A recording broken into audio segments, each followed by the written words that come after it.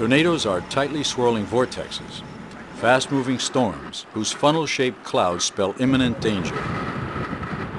With winds rotating at up to 300 miles per hour, tornadoes can uproot houses, trees, and anything that gets in their way. A tornado's path can be as wide as a half mile or as narrow as a few yards. It can destroy one side of a street and leave the other side untouched.